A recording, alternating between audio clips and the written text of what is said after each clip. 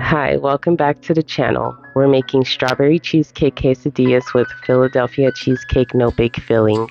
Spread the filling over the tortilla, then add your chopped strawberries. Folding over the tortilla,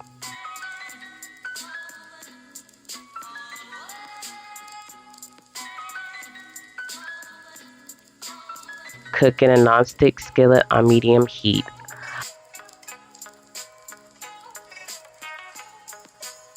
On both sides, brush on the melted butter and add your cinnamon sugar.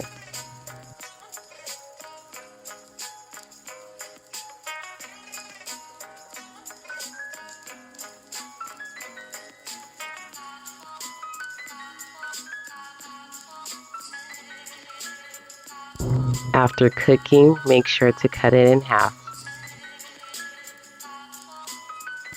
And there you have it, a simple and delicious strawberry cheesecake quesadilla. Thank you for watching. I hope you like this video. Make sure to like, follow, and subscribe.